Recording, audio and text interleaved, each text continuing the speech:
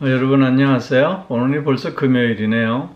코로나로 인해서 단순한 일상을 보내고 있는 요즘이지만 그럼에도 불구하고 세월이 참 빠르다는 생각은 변함이 없는 것 같습니다.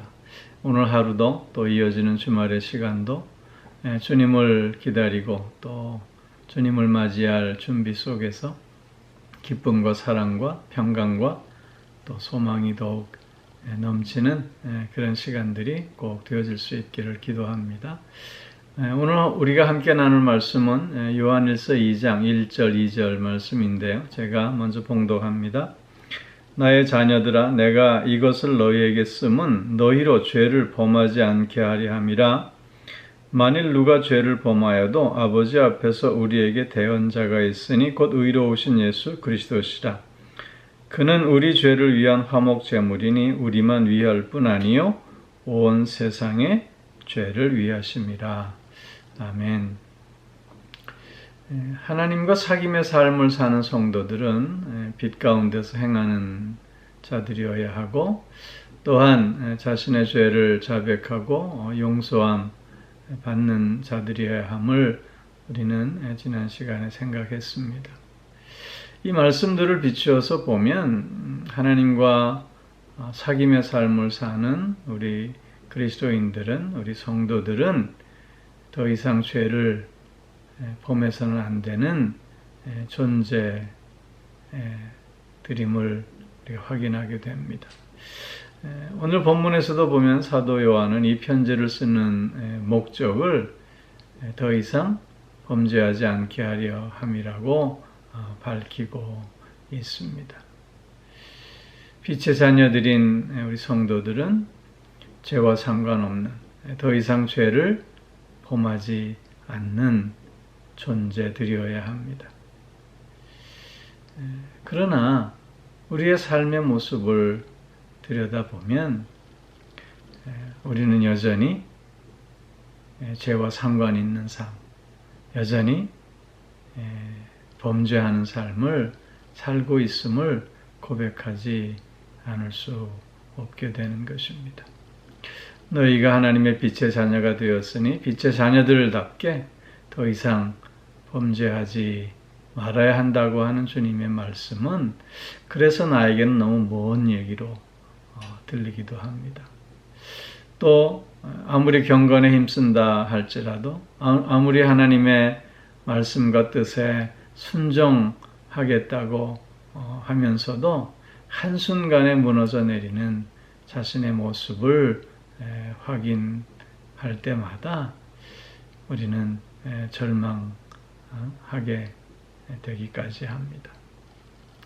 그러면 우리의 이러한 죄의 문제는 해결받을 수 없는 것일까요?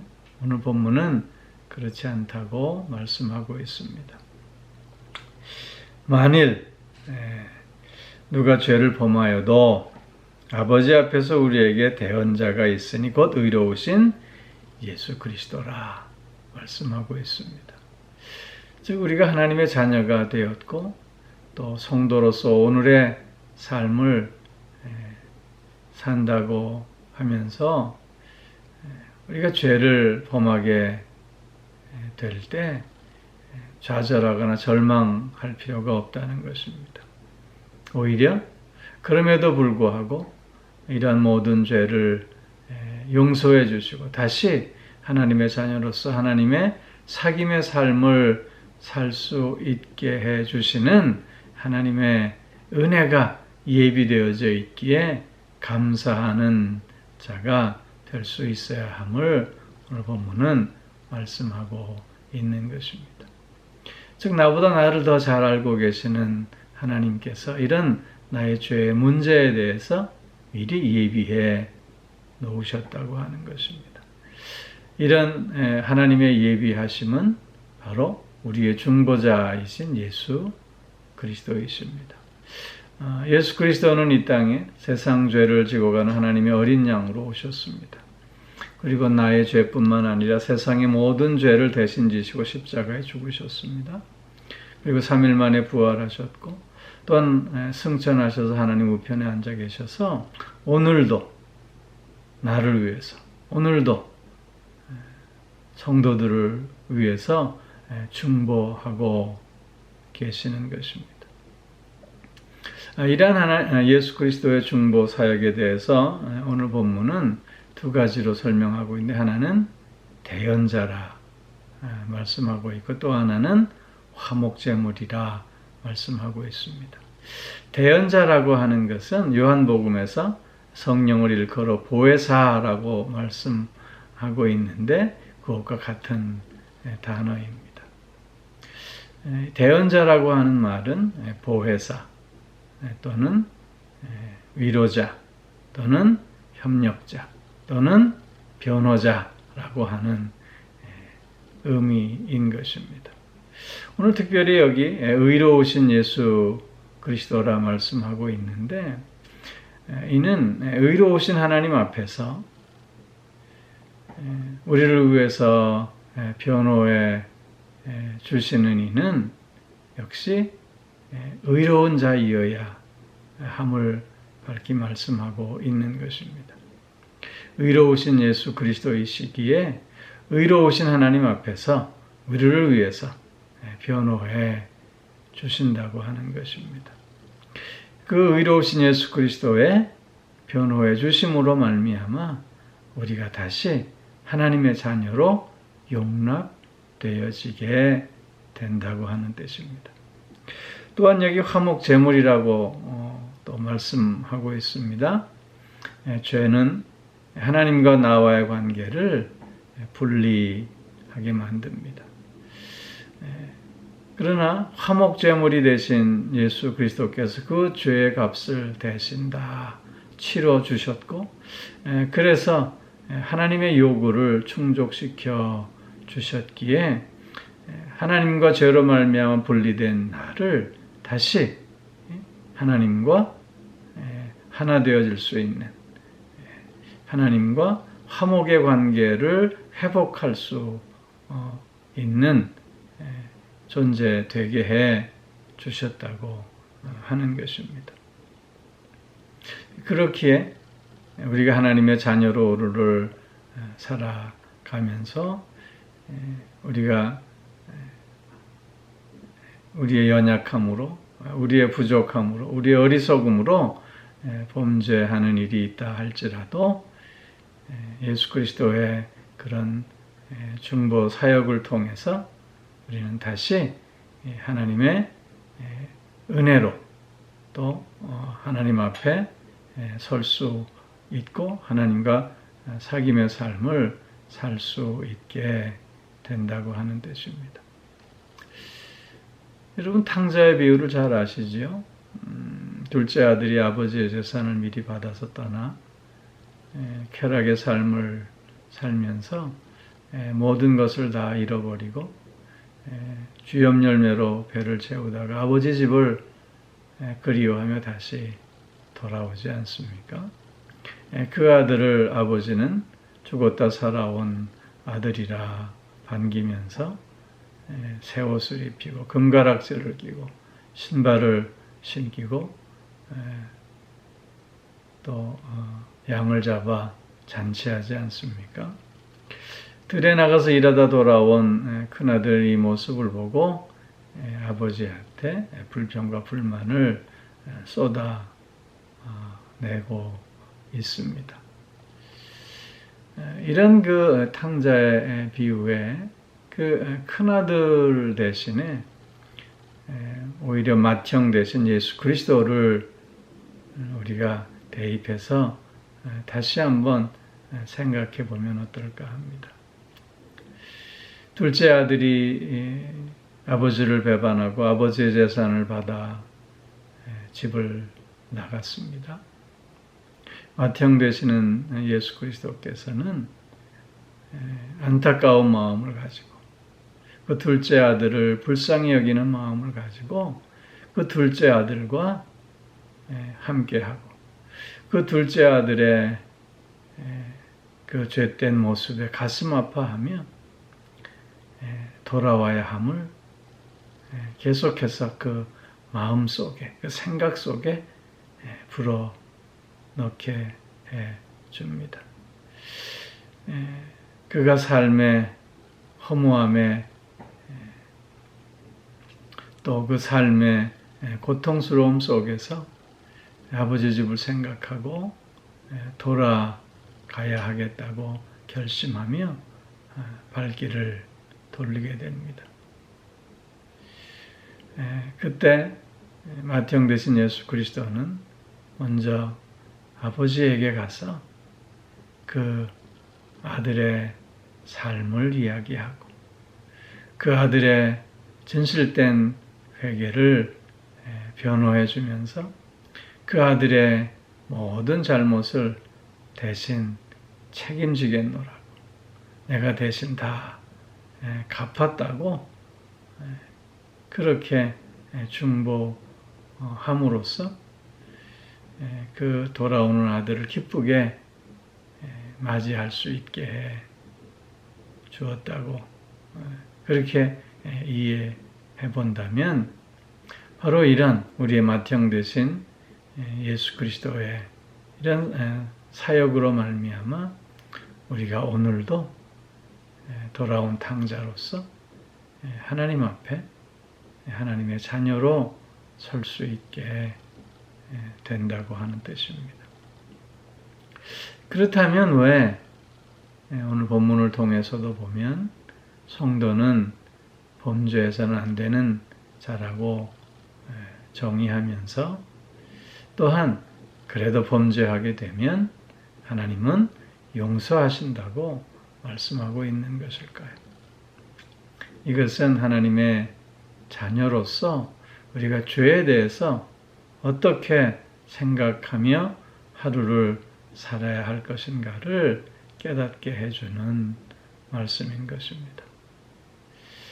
나는 연약하기에, 나는 부족하기에, 나는 인간이기에 죄를 지을 수밖에 없다라고 하는 생각으로 적당히 타협하며 산다든가, 또는 죄와 대적하여 적극적으로 싸우려 하지 않는다면 우리는 그리스도인의 의로운 특성을 다 잃어버리고 말 것입니다. 죄는 우리 그리스도인의 특성이 될 수 없는 것 아니겠습니까?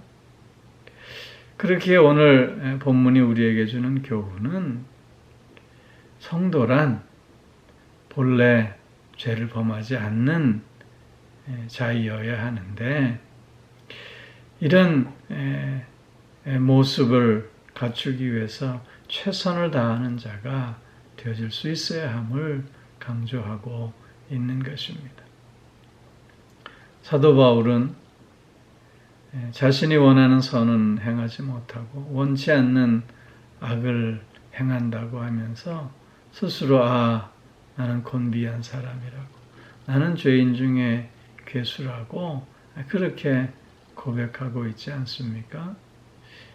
이런 모습은 하나님 앞에 정말 범죄하지 않았으면 좋겠다고 하는, 범죄하지 않는 자가 되어지겠다고 하는 철저한 자기 부정이요, 자기 훈련이요, 자기 몸부림의 모습이 아닐 수 없는 것이지요.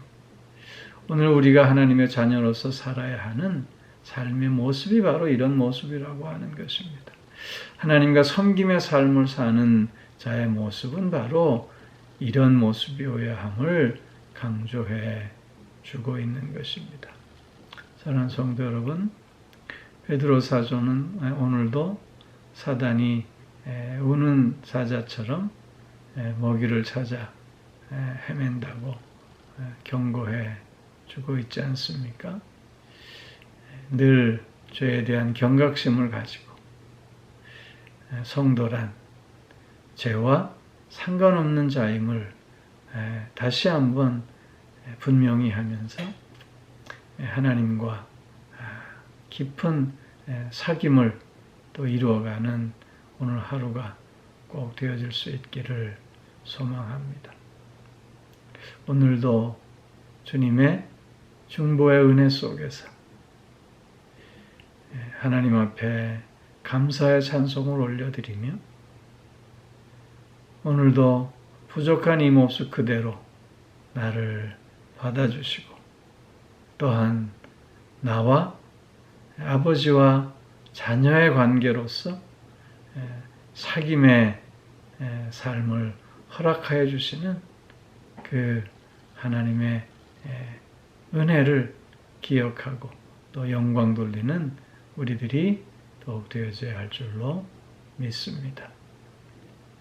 하나님의 이러한 은혜 안에서 오늘도 기쁨과 그래서 감사가 충만하여지기를 주의 이름으로 축원합니다.